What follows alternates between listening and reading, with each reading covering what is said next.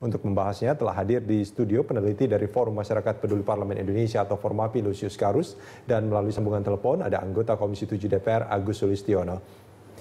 Ya, sebelum ke narasumber kita kembali perdengarkan pernyataan dari Rudy Rubiandini.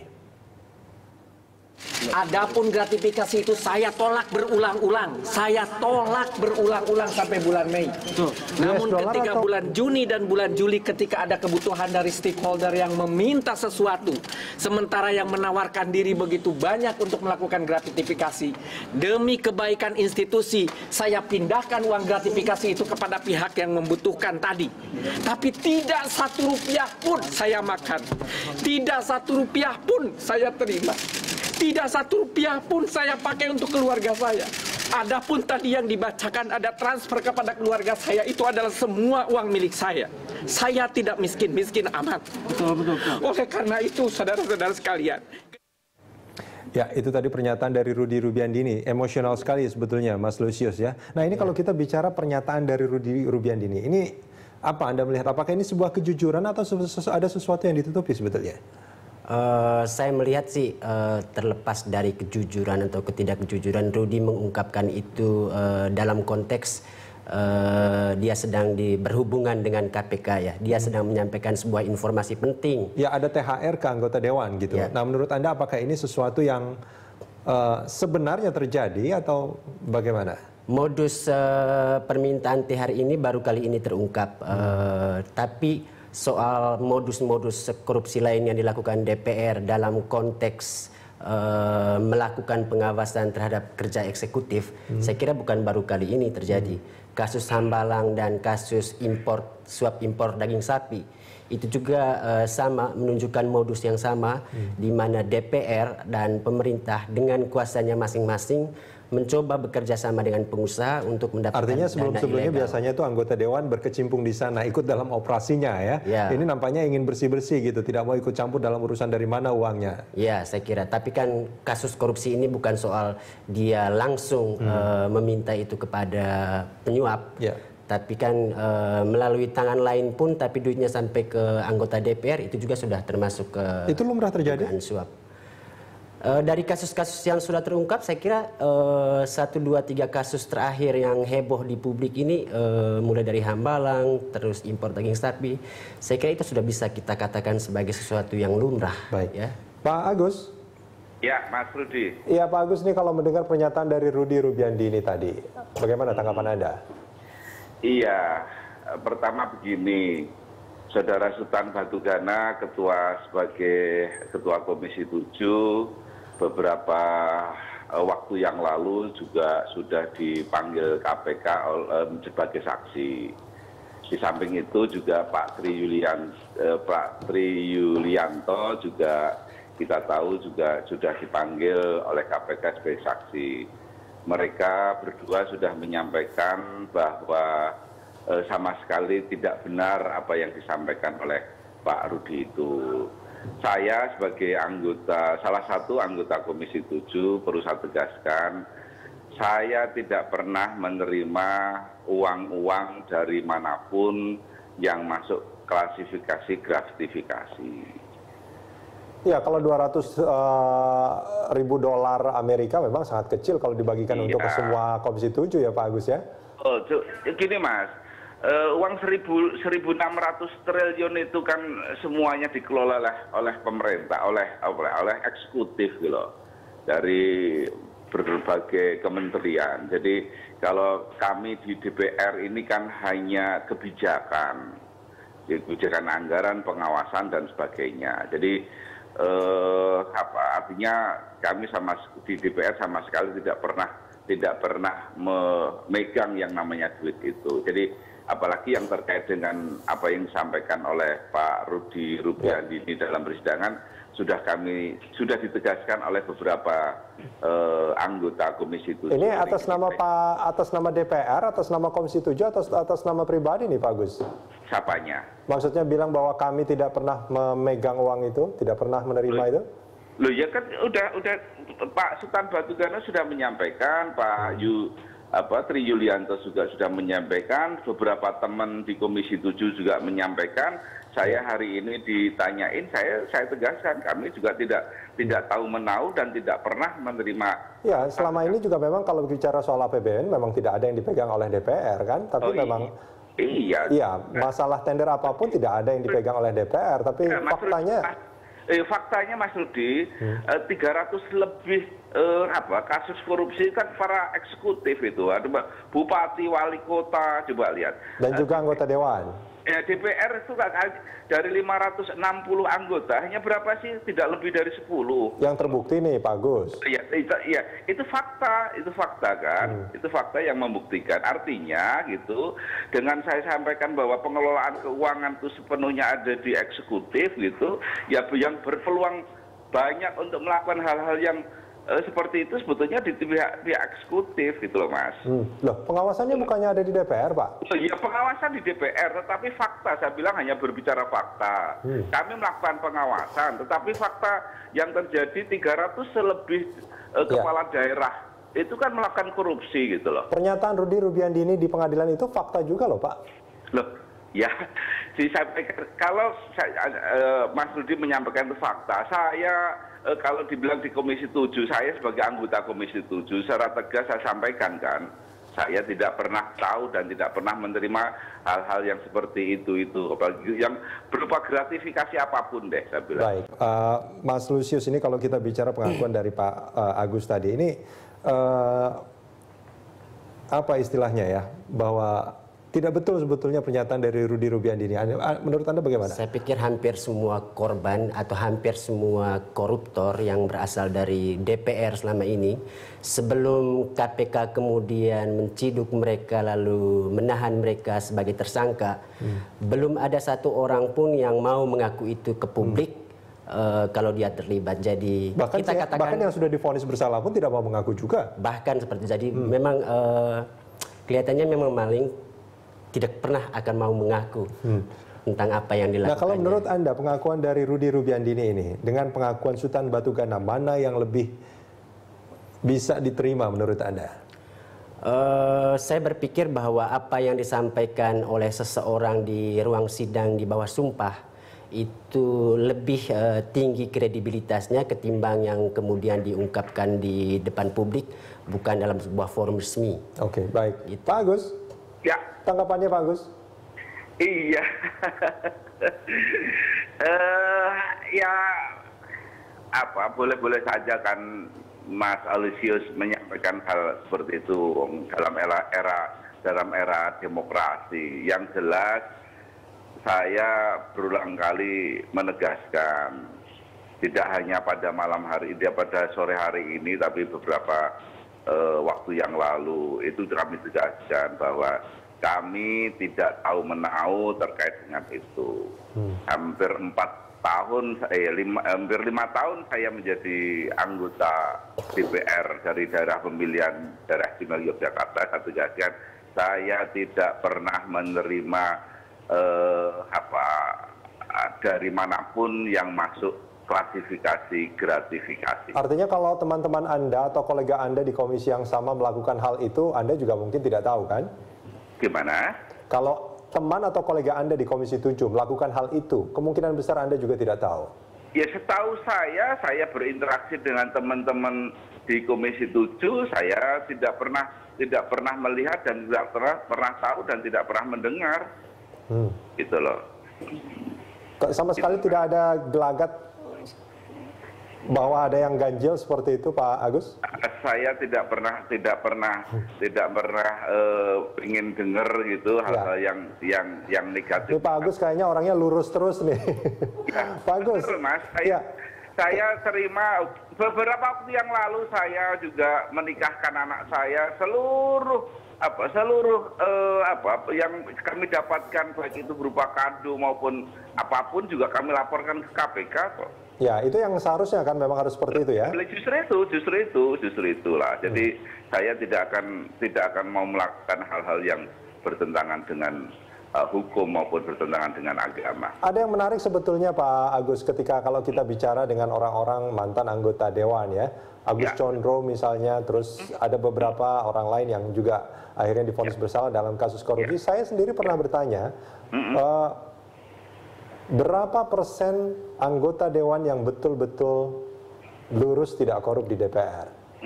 Prosentasenya itu kurang dari 50%. Sementara yang lainnya itu adalah koruptor. Bagaimana Anda menanggapi ini? Ya, artinya mungkin mereka orang yang apa namanya berteman dengan Anda mungkin sangat pintar menyembunyikan sesuatu. Menurut saya selama hampir 1 periode ini saya bergaul dengan teman-teman yang setahu saya, sepengamatan saya tidak seperti apa yang dituduhkan oleh Pak Agus Tondro tadi. Sudah banyak loh Pak anggota dewan yang sudah masuk ke penjara Pak. Pak Agus Tondro itu kan periode yang lalu, periode di 9. Di periode ini ada Angelina Sondah. Gimana? Ada Angelina Sondah, ada Waode. Iya, tapi kan dari berapa persen sih dari 560 anggota itu? Coba perlu kami sampaikan, berapa ratus kepala daerah yang melakukan korupsi dalam era reformasi ini? Berapa ratus? Yang dirilis oleh Kementerian Dalam Negeri itu lebih dari 300. Ya. Itulah. Ya. Artinya apa? Dari jumlah kabupaten kota ya di Indonesia kan 400 sekian, berarti kan hampir separuh lebih. 560 Pak kabupaten kota. Iya kan. Ya artinya Anda ingin mengatakan bahwa kalaupun ada yang melakukan korupsi di DPR ini mereka biasanya lebih sendiri-sendiri seperti itu? Saya tidak ingin ngomong begitu, tetapi saya... Apa yang Anda ingin sampaikan apa dengan banyaknya koruptor juga dari DPR? Realitas yang ada, kalau toh ada anggota dewan yang melakukan korupsi itu kan sebagian kecil dan itu sudah kita ketahui bersama. Kami dan teman-teman tidak ingin melakukan hal-hal yang seperti yang dilakukan oleh teman-teman yang sudah nyata-nyata melakukan korupsi tersebut. Pak Agus, kalau ada anggota dewan yang minta THR menurut Anda wajar nggak sih? Enggak, sangat tidak wajar. Sangat tidak wajar karena melanggar aturan dan melanggar undang-undang. Apalagi gajinya juga sudah besar ya, Pak? Iya, relatif lah Mas. Kalau berbicara tentang gaji, itulah. Ya, 100 juta kan itu besar sebetulnya. Apa bilang 100 juta? Gitu loh. 56 juta dengan konsekuensi kos sosial yang luar biasa gitu. Dengan konstituen yang segitu banyak dibandingkan dengan dengan gajinya ya. Artinya banyak konstituen yang berharap juga sumbangan dari anggota dewannya. Iya, saya pikir hal yang wajar seandainya ada permintaan musola, masjid, pembangunan, minta bantuan kepada wakilnya yang tidak, saya pikir hal yang wajar, kan? Gitu loh. Baik, artinya Pak Agus, kalau boleh saya simpulkan, kalau ada anggota dewan dengan penghasilan yang cuma sekian, dengan konstituen yang banyak yang minta sumbangan, akan sedikit aneh bila mereka berpenampilan sangat glamor. Saya pikir tinggal gini loh Mas, juga saya di samping anggota DPR saya juga punya usaha, gitu kan? Saya juga punya kewajiban menyisihkan 2,5% dari penghasilan saya. Wajar dong saya juga memberikan bantuan kepada konstituen, kepada masyarakat yang waktu itu memilih saya. Toh itu dipergunakan untuk kepentingan umum, ya. Baik, gitu loh. Pak Agus, kalau boleh saya tanya, kalau menurut Anda, apakah Komisi 7 sebetulnya juga, ya kalau Anda mau, beruntungnya Anda tidak mau, kalau Anda mau, ini sangat mudah sebetulnya untuk melakukan korupsi? Maksudnya saya supaya melakukan hal itu gitu? Iya, kalau seandainya, ya siapapun lah anggota dewan dari Komisi 7, jika seandainya mereka mau, ini lahan yang basah sebetulnya untuk korupsi. Mas, Partai Kebangkitan Bangsa itu dilahirkan oleh dari para para ulama. Saya sebagai kader Partai Kebangkitan Bangsa, saya tidak akan pernah melakukan hal-hal yang seperti itu. Ya, artinya maksud kami, godaannya sebetulnya sangat luar biasa di Komisi 7. Tidak hanya di DPR, dimanapun gitu, dimanapun yang ada di Indonesia ini, godaan itu di mana saja tetap ada. Dan gitu. kalau menurut KPK Pak Agus, sebetulnya 3 sektor yang sangat rentan dan sangat berpotensial tinggi dalam korupsi. Yang pertama adalah pangan, penerimaan dan energi. Ya, ya itu pendapat KPK, saya tidak ingin ngomentari pendapat KPK, Mas. Baik, Pak Agus, terima kasih banyak sudah bersama kami di Prime Time. Sama-sama, terima kasih. Mas Lusius, ini kalau kita bicara pernyataan Rudy Rubiandi ini bahwa awalnya dia sempat menolak ya pada bulan Mei itu berkali-kali ditolak, tapi terus menjadi pertanyaan kenapa terus bulan Juni diterima ini, Mas Lusius? Menurut Anda? Jadi kelihatan kalau melihat mimiknya Pak Rudy saat dia mengatakan itu tadi, itu kelihatannya kok dia sedang menyampaikan sebuah informasi yang memang benar-benar dia alami, bahwa ada proses penolakan, lalu selanjutnya dengan tekanan-tekanan yang ada, kemudian akhirnya dia menyerah dan mencarikan itu yang dana. disayangkan ya? Ya. Jadi saya kira dan membayangkan juga fungsi kerja DPR dalam bidang pengawasan, rasanya tidak sulit untuk kemudian menerima fakta itu bahwa DPR bisa melakukan tekanan kepada eksekutif demi mendapatkan uang THR itu. Fungsi mereka dalam melakukan pengawasan terhadap mitra kerja, dan kebetulan SK Kamigas ini merupakan mitra kerja Komisi 7. Jadi sangat-sangat mungkin bahwa dalam perjalanan mereka membutuhkan THR untuk hari raya mereka dan memanfaatkan. Menurut Anda ini hanya 1-2 orang saja atau sebetulnya ini dana ini baru DP saja sebetulnya dari jumlah yang mungkin lebih besar? Karena angka berapa, $200.000 US ini kan sebetulnya sangat kecil kalau dibagikan berapa, 50-an anggota dewan. Misalnya. Saya menduga ini yang terungkap ya, dan kalau tadi kita katakan bahwa ini modus umum yang biasa biasa terjadi di DPR, saya menduga ini hanya salah satu. Atau ini hanya jumlah tertentu yang diungkapkan ke publik. Tapi kalau serius dilakukan telisikan lebih jauh ke orang-orang yang terkait, mungkin banyak informasi baru terkait dengan proses suap seperti itu. Ya, nah kalau kita melihat sebetulnya menjadi menarik, dia menyebut angka $200.000 Singapura yang diberikan untuk Sultan Batu Gana. Tapi sebetulnya angka yang diterima itu kan mencapai berapa? Ada $900.000 juga gitu. Nah ini jadi apa belum jelas posisi 700 yang lain ya. Ini gitu. Apa ini sebetulnya? Dia nggak pernah menyebut bahwa ini semuanya untuk DPR sebetulnya. Betul. Jadi memang saya pikir memang tugas KPK masih panjang untuk membuktikan apa yang dikatakan oleh Rudy ini. Tapi bahwa menduga atau menjadikan apa yang disampaikan oleh Rudy Rubiandi ini sebagai pintu masuk bagi KPK untuk betul-betul mengecek apa sesungguhnya yang terjadi. Saya pikir itu penting ya dilakukan oleh KPK. Karena publik sendiri yakin bahwa apa yang diungkapkan oleh Rudy ini kelihatannya merupakan sebuah kebenaran atau sesuatu yang benar-benar terjadi. Untuk angka yang $200.000, Anda yakin bahwa itu sebetulnya untuk DPR? Ya. Nah, bagaimana dengan dana yang lainnya menurut Anda? Apakah ini memang sebetulnya untuk DPR yang dipersiapkan atau sebetulnya ada pihak-pihak lain yang saat ini memang belum diungkapkan oleh Rudy? Semuanya ini kan ada di Rudy ya. Untuk apa keseluruhan duit ini. Tapi yang paling pasti untuk kita bayangkan sekarang itu bahwa memang di sini ada permainan dan melibatkan 3 pihak. Ada pengusaha, ada politisi, dan juga ada eksekutif. Dan ini adalah lorong gelap yang selama ini 1-2 kasus aja yang terungkap. Dan kita semua yakin bahwa di balik apa yang sudah terungkap sejauh ini masih begitu banyak kasus lain yang belum terendus. Dan mau $700 mau 900 itu semuanya mungkin dipakai untuk tujuan penyuapan. Menurut Anda itu untuk Rudy Rubiandi ini sendiri atau sebetulnya ada pihak eksekutif lain yang juga akan menikmati itu sebelum tertangkap sebetulnya? Bisa untuk siapa saja sebenarnya yang berkepentingan, tapi bahwa kuasa itu ada di Rudy Rubiandi ini dan kelihatannya siapa yang punya kepentingan untuk diberikan oleh Rudy Rubiandi ini untuk mengamankan posisinya, itu yang kemudian akan mendapatkan ini. Mas Lusius, kita akan sambungin di segmen berikut. Berikut pengakuan Rudy usai menjalani sidang perdana di Pengadilan Tindak Pidana Korupsi Jakarta kemarin.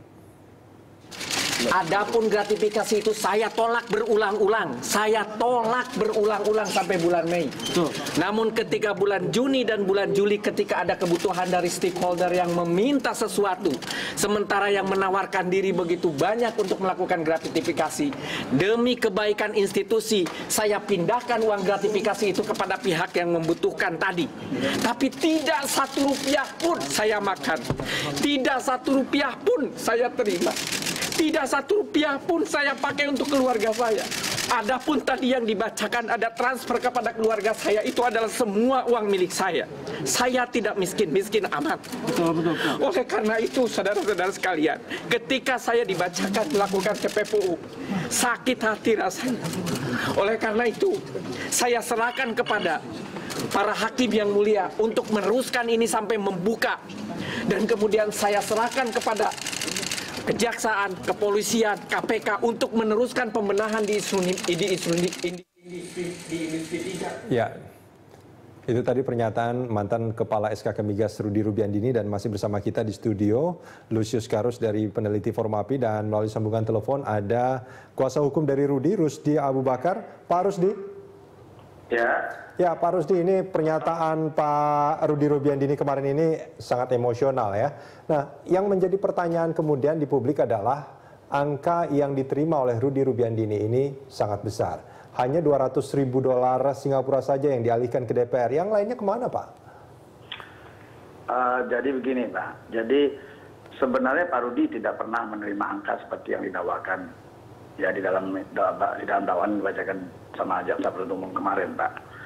Jadi kalau boleh saya tambahkan di sini, ya saya jelaskan bahwasanya Pak Rudy itu menerima dari saudara Devi Ardi, bukan dari Colonel Oil yang disebutkan. Dia tidak tahu sumber uang itu dari mana.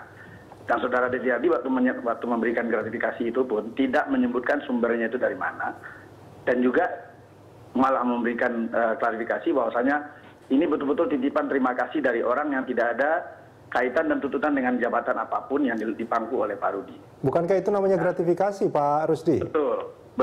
Taruhlah itu gratifikasi ya, dia kan nggak boleh. Kan beliau sendiri kan sudah menyatakan bahwasanya seharusnya itu tidak saya terima. Seharusnya itu saya tolak, kata Pak Rudy ya. Tetapi karena pada bulan Juni, sejak bulan berapa ya? Sejak bulan Januari Februari itu mereka sudah ada gejala-gejala untuk gratifikasi itu ditolak sampai bulan Juni. Nah, Juni baru ada beberapa tuntutan yang menurut pemikiran Pak Rudy ya secara psikologis dia juga tertekan, sehingga gratifikasi yang tadi ditawarkan yang sifatnya clear and clean ini itu diserahkan ke yang maksud stakeholder itu. Pak Rusdi, apa yang membuat Pak Rudy Rubiandini tertekan? Kalau dia dari Januari sampai Mei berhasil bisa menolak, terus kemudian akhirnya menerima, apa yang membuat dia tertekan? Baik, ya. Beliau menceritakan kepada saya, pernah dia menceritakan kepada saya, bahwasanya sejak dari awal beliau dilantik di SK Migas, itu ada beberapa hal yang sekitar bulan Maret itu sudah ada beberapa hal yang diindikasikan sama pihak-pihak internal bahwasanya kebiasaan tahunan di situ adalah nanti ada kayak rapat FPJP, beban THR segala macam itu ada kontribusi dari Migas ke DPR. Tapi itu yang artinya ada THR sebetulnya gitu? Ya, yang ada THR dari SKK Migas untuk DPR menurut internal? Ya, setiap tahun? Kebiasaan tahunan menurut beliau, menurut rekan-rekan di dalam itu. Tapi buat Pak Rudy waktu itu diignore saja, tidak terlalu di. Artinya ini sebetulnya praktek lumrah yang terjadi setiap tahun di SKK Migas.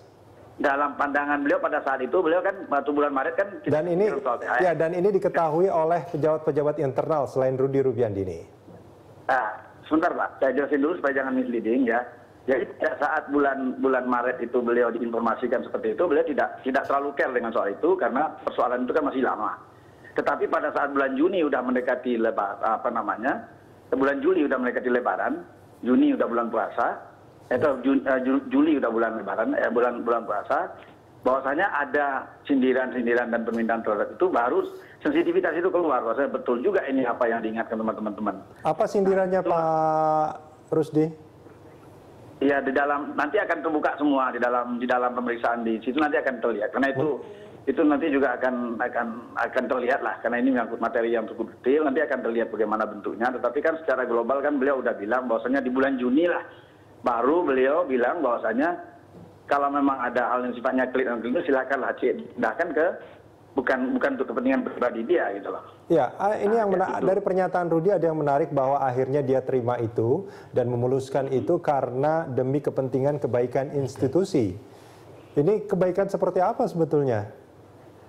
Nah, sebenarnya nanti akan terlihat bahwasanya bukan kebaikan yang bagaimana, karena ini sifatnya kan mungkin dalam hubungan rapat kerja segala macamnya yang membuat mereka merasa terganggu bila mana seandainya hal ini tidak dapat diselesaikan dalam pikiran beliau ya. Mungkin ini bisa membantu untuk supaya jangan sampai menjadi menjadi penghambat kalau seandainya ada hubungan kerja dan lain-lain. Ini mungkin dalam pandangan beliau pada saat itu. Kan ini kan apa yang dilontarkan sama beliau kemarin kan itu sifat psikologis yang selama ini dia tahan dan selama ini dia tidak pernah kemukakan kepada siapapun, ke publik apalagi kan. Meskipun itu juga akhirnya menjadi kurang jelas kalau menurut pernyataan Anda. Pak Rusdi, ya di segmen sebelumnya Anda mengatakan bahwa ada pikiran dari Pak Rudi Rubiandini bahwa kalau ini tidak diterima, kalau ini tidak dijalankan akan terganggu hubungan antara SKK Migas dengan DPR seperti itu. Secara spesifiknya gangguannya seperti apa menurut Pak Rudi? Iya, ya kalau ini saya mungkin bisa mempraduga ya, karena saya kan tidak ada dalam perasaan dia pada saat kejadian waktu dulu-dulu itu ya kan. Iya. Kalau menurut pengakuannya apa Pak? Ya makanya ini saya mau ceritakan apa yang saya pernah diskusi sama beliau. Bahwasanya dulu-dulu banyak kelancaran atau privilege yang diberikan oleh BP Migas kepada teman-teman di DPR yang dia hanya berasumsi bahwasanya seperti THR atau ada rapat LPJP segala macam itu yang merupakan ada kebiasaan tahunan atau apa namanya, tapi beliau kan baru tahu karena beliau kan baru di sana. Yeah. Sehingga privilege itu pada saat beliau melakukan pembenahan itu mulai ada dibatasi sama beliau karena saya lihat dia mempunyai di pengelolaan tata organisasi Migas diulang lagi, kemudian dirubah sama dia dengan cara supaya lebih transparan dan akuntabel manajemen di SK Migas. Banyak perubahan-perubahan yang dia lakukan. Ya, Pak Rusdi, ya ada beberapa prestasi dari Pak Rudi sebetulnya yang patut diapresiasi. Tapi dalam kasus gratifikasi ini kan akhirnya menenggelamkan semua prestasi itu. Nah, artinya sebetulnya tidak ada ancaman sama sekali dari DPR. Tidak ada. Yang akan mengganggu hubungan antara SKK Migas dengan DPR kalau THR itu tidak diberikan sebetulnya. Betul. Jadi kalau kita melihat dalam perspektif yang rasional, tidak ada ancaman sama sekali, itu betul. Karena bagaimana setelah ancaman kan nggak mungkin ada. Itu lembaga. Jadi mestinya Pak Rudi nggak merasa harus bahwa akan ada gangguan kan kalau itu tidak diberikan. Ya, tapi itu yang secara rasional kita lihat. Tetapi yang merasakan bahwa dalam hubungan rapat kerja, kemudian rapat yang mereka lakukan, kemudian hal-hal yang sifatnya secara psikologis dia sendiri yang bisa rasakan bersama-sama di sana. Iya. Nah, itu yang kita sendiri kan sebenarnya paling bisa kita memaklumi apa yang terjadi. Jadi apa yang terjadi itu sejak bulan Februari sampai bulan Juni mereka tidak pernah mau mengambil, dan itu kenyataannya juga yang dia terima itu diserahkan dan sisanya diserahkan semuanya ke KPK. Itu indikasinya itu yang tadi kemarin diceritakan. Baik, Pak Rusdi. Pun kita tidak pernah makan. Ya, kalau tadi Anda mengatakan bahwa sebetulnya dari internal SKK Migas sendiri mengatakan bahwa tiap tahun ada THR buat DPR, artinya angkanya mestinya tidak hanya 200.000 dolar Singapura, karena angka itu sebetulnya sangat kecil kalau dibagikan untuk semua anggota Komisi 7. Iya, bisa juga kan. Nanti mungkin akan kita tanya, akan kita lebih elaborate lagi di dalam sidang, Pak. Itu seberapa besar sebenarnya yang sebenarnya dalam beban psikologi yang ada di kepala Pak Rudi kan. Kalau memang itu menjadi dasar gitu. Artinya ada rencana pengiriman lebih lanjut selain angka 200.000 dolar Singapura itu? Kalau lihat pribadi saya saja, beban itu ada. Jadi malah ada beberapa kewajiban yang menurut Pak Rudi sendiri itu harus dipenuhi, sementara itu sumbernya pun dia nggak punya apa-apa, nggak punya anggaran di situ. Nanti di dalam mungkin kemarin tidak bisa dielaborate semua ya. Nanti di dalam sidang yang beliau harapkan, marilah kita percayakan ini kepada majelis hakim, kita buka semuanya, nanti apa sehingga saya yang dianggap saya rakus dan segala macam tamak ini akan saya buktikan satu perak pun saya tidak menamakan, dan ini bukan untuk kepentingan pribadi saya pun, dan seluruhnya saya serahkan PK pada saat tanggal 14 Agustus. Artinya Pak Rudi melakukan ya dalam tanda kutip tindakan koruptif ini itu untuk memperkaya orang lain. Kalau dalam konteks hukum formalitasnya ya dia bukan perkara, dia artinya menguntungkan pihak lain ya misalnya ya dengan klarifikasi itu, tetapi untuk pribadinya sendiri dia tidak pernah kepikir ini untuk dalam rangka berkaya dia, tamak dan bagus untuk kepentingan pribadi dia. Baik Pak Rusdi, terima kasih sudah bersama kami di Prime Time Talk. Ya Mas Lusius, ini kalau kita mendengar pernyataan dari Pak Rusdi tadi ini menarik sebetulnya ya, bahwa di tiap tahun dari internal itu mengatakan bahwa selalu ada THR untuk DPR. Bagaimana Anda melihat ini? Saya sangat yakin memang karena korupsi ini bukan korupsi perorangan ya, ini sistem. Jadi bukan cuma melibatkan satu orang tapi banyak orang dan bahkan antar institusi, misalnya DPR dengan SKK Migas itu. Dan kalau kita melihat kasus korupsi yang sejauh ini sudah diadili KPK, ini merupakan cerita biasa bahwa sekian banyak anggota DPR dengan kuasanya kemudian mencoba menekan eksekutif untuk mendapatkan dana tambahan seperti itu. Dan ini merupakan hal yang kemudian sudah sering sekali terungkap dan dikritisi oleh publik. Kalau dari pernyataan sejauh ini tidak ada, sulit untuk membuktikan ya? Sulit untuk membuktikan dan tidak ada usaha dari pihak internal DPR untuk membuktikan bahwa dugaan-dugaan publik ini salah atau keliru. Atau mungkin karena mereka juga menikmati. Itu kemudian yang akhirnya kita bisa simpulkan. Baik, Mas Lusius, terima kasih banyak sudah bersama kami di Prime Time Talk. Selamat.